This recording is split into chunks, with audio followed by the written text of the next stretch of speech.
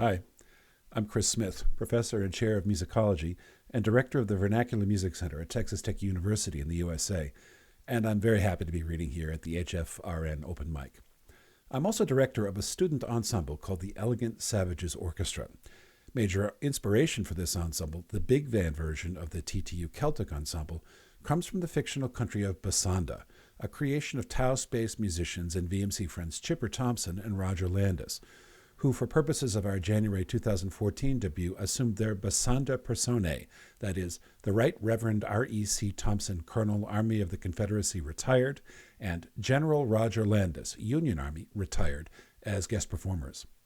We imagined the fictional Elegant Savages Orchestra, in which, as part of an alternate history frame, it's alleged that a Soviet satellite's official state folkloric ensemble, the Bassanda National Radio Orchestra, mutates after the fall of communism into a freelance ensemble engaged in a never-ending tour. The BNRO-ESO has thus been heard in many permutations and with widely varied personnel, including the classic 1952 band, the 1962 Beatnik Band, which appeared on the cover of Life magazine under the headline New Currents from Behind the Iron Curtain, the 1965 Newport Folk Festival Band, who helped jumpstart Bob Dylan's notorious switch from acoustic folk to electric rock and roll, the 1885 Victorian Steampunk Band, blown backwards in time from 1967 Bassanda by a mysterious electromagnetic rift accident, the post-apocalyptic Desert Pirates Band in a parallel reality dystopian American Southwest, the 1912 New Orleans Creole Voodoo Band, the 1928 Carnival Incognito Band, staffed by personnel drawn from across the world's religious pantheons, the 1934 Intergalactic Pandemic Popular Front Band, blown off planet by an electromagnetic Haboob storm and trapped aboard their lost intergalactic locomotive by a mysterious pandemic, and finally the 1936 International Brigade Libertarius Band, freedom fighters against Franco and Hitler in the Spanish Civil War. In 1937, as fascist forces tightened the iron grip of their sieges at Bilbao and Madrid, both Spanish Republicans and their allies in the international brigades fought desperately to delay the inevitable defeat. Members of the BNRO had served in combat and with the international clandestine network supporting the Republicans. But in the Spanish War's chaotic aftermath, the Bassandans were able to draw upon decades and centuries-old escape networks. Some went to Paris, some to New York, where their leader Yezget Nasselsenes and the general had established an effective gun-running operation, at whose existence the ostensibly neutral but secretly sympathetic FDR administration winked. Others wound up by more circuitous, mysterious, or paranormal means in more far-flung locations, including Tangier, Martinique, and most curiously of all, Los Angeles, nearly at the other side of the world from the Iberian campaigns.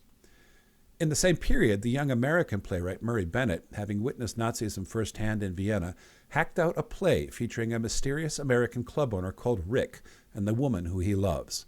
By 1941, Jack Warner had snapped up a movie option on the story, and through a lengthy, unpredictable combination of rewrites, the headlines, the studio system, and pure chance, the studio pulled together a production starring Humphrey Bogart and Ingrid Bergman, slated to commence filming in the new year. And then came the December 7th, 1941 Japanese attack on Pearl Harbor, a day that will live in infamy. American isolationists were shunted aside, and amidst ugly scenes of racist violence in FDR's infamous Executive Order 9066, which consigned Japanese Americans to imprisonment, the nation readied for war. Casablanca was suddenly timely, despite its unfinished script.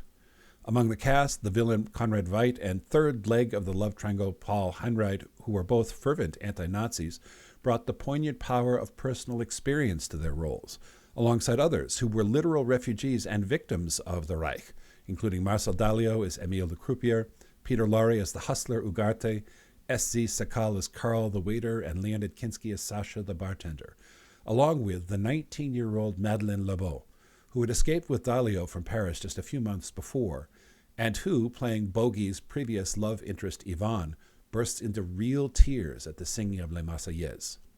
When production began in 1942, there were likewise Bassandans among the crew, the extras, the technical advisors, and an even more shadowy, even more crucial anti-fascist roles which linked the film's fictions and its participants' real-life experiences in a world torn by war.